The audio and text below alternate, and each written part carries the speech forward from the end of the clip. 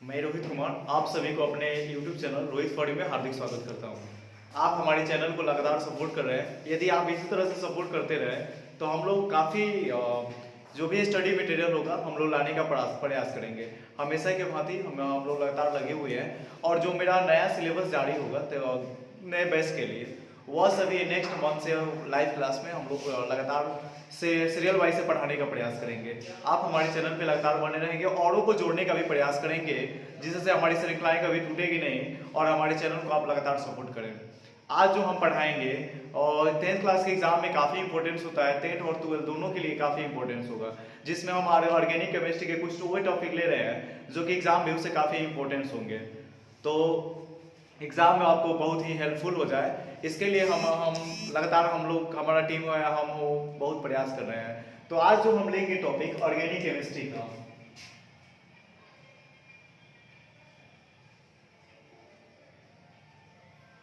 Organic chemistry. यहाँ पे अब हम बातें नहीं करेंगे कि ऑर्गेनिक केमिस्ट्री यानी कार्बनिक रसायन होता क्या है, कार्बनिक रसायन की कितनी ब्रांचेस होती है, यानी बहुत सारे जो भी टॉपिक्स हो उसको हम नहीं लेंगे, बस वही प्रश्न को लेने का प्रयास करेंगे जो आपके एग्जाम में डायरेक्ट हूबहू दिखाई दे। तो आज इसमें हम पढ़ेंगे, आज जो ऑर्गेनिक केमिस्ट्री का हमारा पहला जो टॉपिक है वह टॉपिक है एल्केन।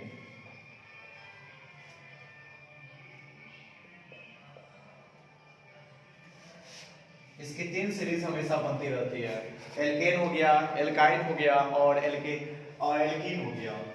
3 सीरीज से क्वेश्चन बनता है, एक एल्केन से बनता है और दूसरा जो बनता है एल्कीन से बनता है और नेक्स्ट जो बनता है वह एल्काइन से लगभग आ जाते हैं प्रश्न।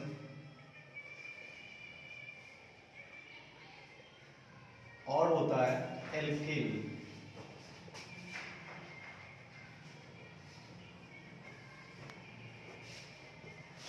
इस टॉपिक से हमेशा प्रश्न बनने की संभावना होती है और प्रश्न बनते भी हैं।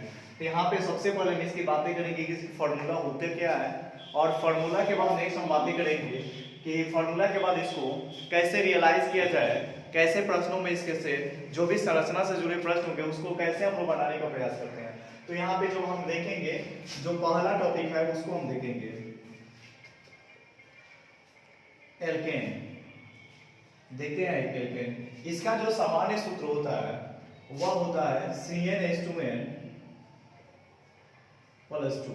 ठीक, इसका सामान्य सूत्र होता है CnH2n प्लस 2 और इसी के समानांतर जो दूसरा होता है एल्कीन, इसका जो सामान्य सूत्र होता है वह होता है CnH2n।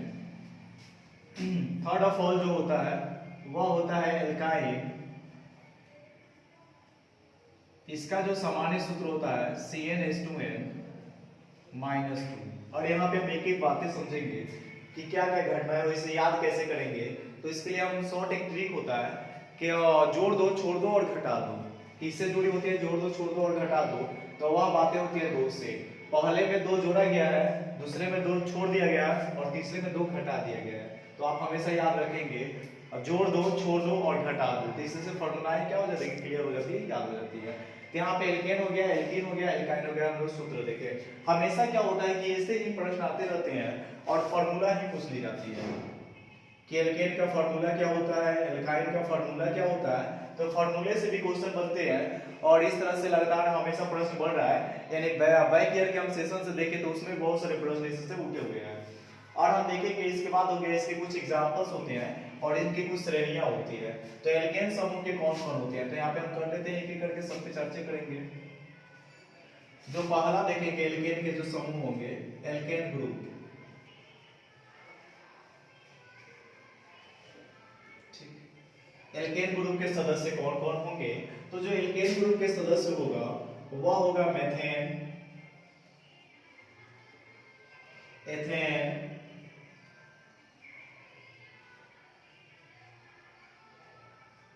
Propane,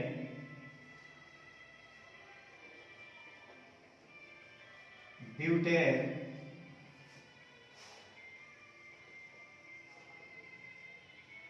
methane, ethane, propane, butane. ये सभी जो है यह हो गया एल्केन ग्रुप के सदस्य हो गए, ठीक। और इनके हम एक एक करके कुछ सूत्र की भी चर्चा करेंगे। पहले हम इसको देखेंगे कि इसके ग्रुप के सदस्य कौन कौन होते हैं। अब इसके बाद आप क्या करें, लगातार आप लिख सकते हैं कि मेथेन हो गया, एथेन हो गया, प्रोपेन, ब्यूटेन, पेंटेन, हेक्सेन। यदि आप पढ़े भी हैं, थोड़ा बहुत भी अगर पढ़े हैं तो वे आसानी से इस बातों को समझते होंगे कि methane, ethane, propane, butane, pentane, hexane और ऑक्टेन। या इसमें बैक लेक्चर हम बहुत प्रीवियस लेक्चर में डाल दिया गया है कि यह कहां कैसे हम इसको निकालते हैं, ठीक। तो यहाँ पे हम कुछ देखेंगे कि एल्कीन ग्रुप के जो समूह, इसके जो ग्रुप के कौन कौन से सदस्य हैं, बस यही रहते हैं, केवल सदस्य में चेंज करेंगे। जैसे मेथेन है तो मेथीन हो जाएगा, सीरियसली है, मेथीन हो जाएगा। मेथेन के बाद हो जाएगा ethane, propane, butane, pentane, methane. Methane के बाद यह हो जाता है मेथेन, एथेन, प्रोपेन,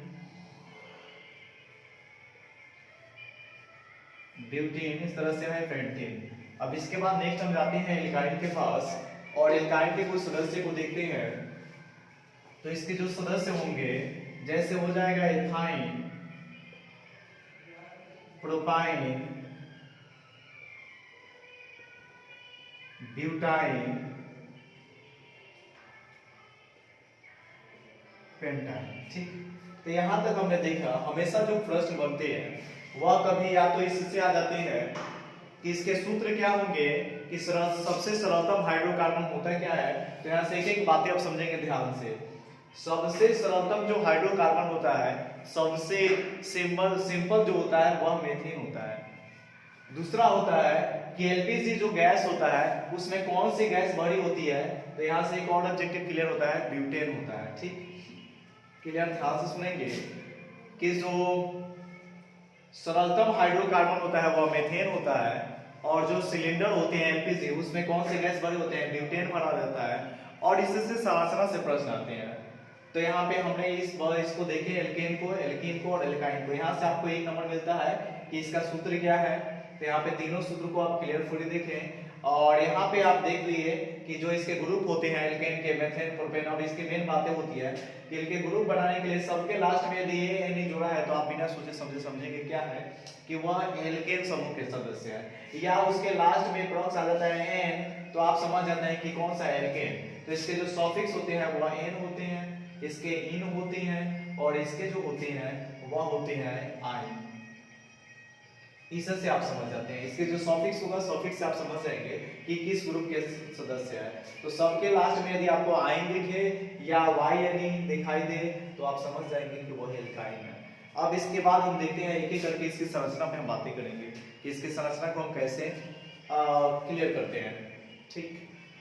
और इसकी संरचना देखिए, आप लगातार बने रहें।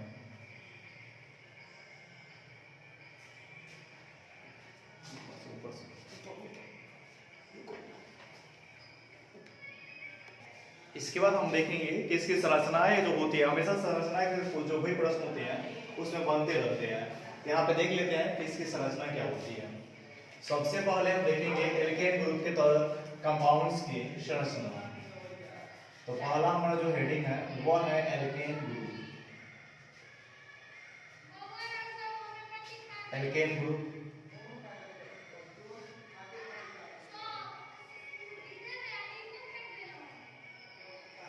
इसके समूह के जो भी कंपाउंड्स होंगे उनके हम संरचना देखेंगे। जो पिछले साल की अगर बातें की जाए प्रीवियस ईयर में, उसमें भी जो भी स्ट्रक्चर से रिलेटेड प्रश्न हुए थे। इसमें देखते हैं, पहला हम देखेंगे मेथेन का। मेथेन जो होता है इसका जो फॉर्मूला होता है वह CH4 होता है। और यहाँ पे हम इसकी संरचना की बातें करें तो इसकी संरचना हम देख लेते हैं, यह होता है CH4। दूसरा हम बातें करेंगे एथेन, जो एथेन होता है इसका फॉर्मूला होता है C2H6। इसका जो स्ट्रक्चर होता है अर्थात संरचना जो होती है वह होता है यह। अब समस्या वो यहाँ पे उत्पन्न होती है, क्या हम लगातार यदि इसको याद करें तो इसको याद करने के लिए जरूरत नहीं पड़ती है, अर्थात हम इसके लिए पढ़ते हैं समजातीय श्रेणी।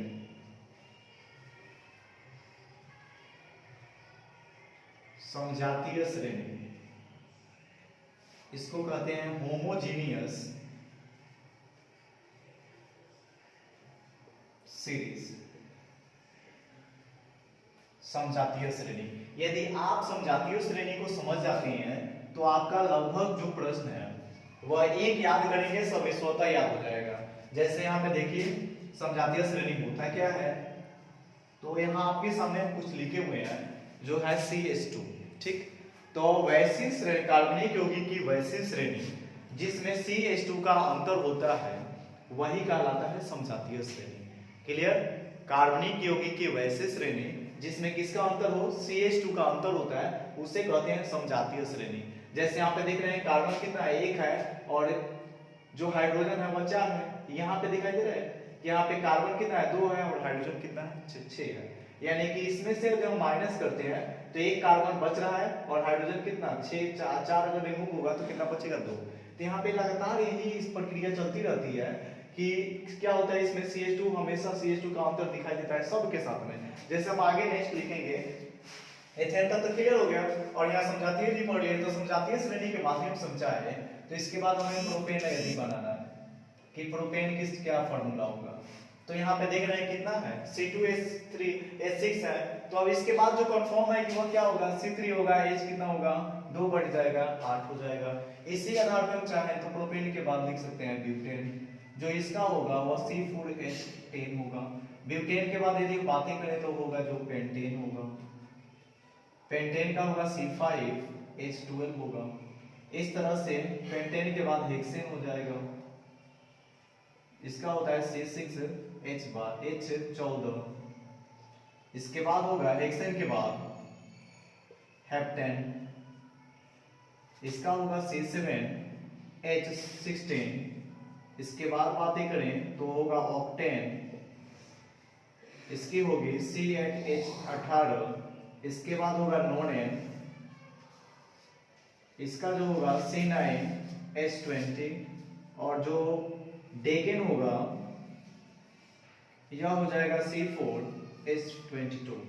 यहाँ पे हम देखिए समजातीय श्रेणी की सहायता से हम इतने सारे का फॉर्मूला एकत्रित किए। अब एक एक करके चाहे तो हम इसकी संरचना भी बना सकते हैं। तो यहाँ पे देखेंगे इसकी संरचना, जो इसका स्ट्रक्चर होगा वह कैसे बनाएंगे। तो इसके लिए आप एक फॉर्म याद रखेंगे कि C4 जो होता है वह होता है काउ, ठीक। C4 जो होता है वह काउ होता है, और काउ का जो पैर होता है वह हमेशा कितना होता है, 4 होता है। अर्थात जो कार्बन के बॉन्ड बनेंगे वो हमेशा कितना बनेंगे, 4 बनेंगे।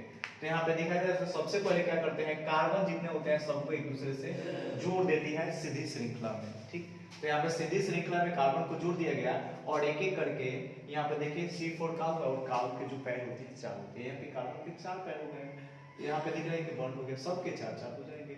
इसके बाद हम क्या करते हैं, वही स्थान पे हाइड्रोजन को क्या कर देते हैं, रख देते हैं बॉन्ड के स्थान पे, और इस प्रकार से हम प्रोपेन की संरचना निकाल देंगे। इसी तरह से आप चाहें तो यहाँ पे कितना है, इसकी संरचना निकाल सकते हैं। जितने 6 कार्बन है 6 कार्बन को जोड़ेंगे, यह जुड़ गया, और इसके ऊपर हम चाहें तो किसको लगा सकते हैं, हाइड्रोजन को लगा सकते हैं। इसके बाद इसको भी देख लेते हैं, 9 है, और इस पे आप क्या करें, आपकी जिम्मेवारी है कि आप क्या करते हैं, यदि सभी पे प्रैक्टिस करते हैं, लगातार यदि आप प्रैक्टिस करते हैं तो आप देखेंगे कि इस संरचना को आप आसानी से सीख जाते हैं। तो 10 तक यदि आप क्लियर करते हैं तो इसमें कोई आपको दिक्कत नहीं होती है। नेक्स्ट जो हम लेकर चल रहे हैं वह क्या है, वह अगला जो है वह है एल्कीन से जुड़ा है। एल्कीन में 1-2 देखेंगे, उसके बाद हम एल्कीन को समझ जाएंगे। इसके बाद जो अगला होगा एल्काइन से जुड़ा होगा। अब आगे हम देखेंगे एल्केन के बाद जो हमारा नेक्स्ट है वह है एल्कीन, ठीक। और समझते हैं एल्कीन के हम ग्रुप देखेंगे और इसके बाद इसकी संरचना की तरफ हम आगे बढ़ेंगे। और एल्केन समूह के कुछ तो हम सदस्य को देख लिए हैं और जो इसके कंपाउंड है इसको देख लिए है। इसके बाद जो हमें नेक्स्ट देखना है वह क्या है, इसके कुछ कंपाउंड्स होते हैं और कंपाउंड से कुछ से होगी। तो इसके सूत्र के बारे में हम जान चुके हैं, CnH2n और क्या ये और इसके कुछ कंपाउंड्स को देखेंगे। इसके कंपाउंड्स यौगिकों को, जैसे हम पहला ले लेते हैं कार्बन, ठीक है, कार्बन को लेते हैं, यानी कार्बन से क्या लेते हैं, अगर C1 लेते हैं तो यहाँ पे हम रखेंगे C1 का मान, तो वह हो जाएगा कितना 1, अर्थात CH2। अब CH2 से पता है कि इसे हम क्या कहते हैं, मेथेन कहते हैं, यानी मेथीन कहते हैं। यह हो गया मेथीन। अब इसकी स्ट्रक्चर तैयार कर रहा है तो सबसे इंपॉर्टेंट होती है, मोस्ट इंपॉर्टेंट जो बातें होती है वह होता है कि बॉन्ड के बारे में जानकारी लेना, ठीक है, जो कि हम बॉन्ड के बारे में इसमें बताए नहीं है तो उसे हम बता देते हैं कि जो बॉन्ड होता है। देखिए बॉन्ड को इंग्लिश में कहते हैं बंधन। जो बंधन होते हैं यह 3 प्रकार के होते हैं, ठीक। एक होता है सिंगल बॉन्ड होता है जिसे इस सिंबल से रिप्रेजेंट करते हैं। दूसरा जो होता है डबल बॉन्ड होता है, इसे कुछ इस प्रकार के सिंबल से रिप्रेजेंट करते हैं। और एक होता है ट्रिपल बॉन्ड, इसे हम इस प्रकार से रिप्रेजेंट करते हैं। यानी बंधन को देख लिए। अब हम देखते हैं कि जो एल्कीन होता है इसमें जो बॉन्ड होता है वह कौन सा होता है, डबल होता है। यानी डबल कार्बन के बीच कहाँ लगेगा, डबल बॉन्ड लगेगा।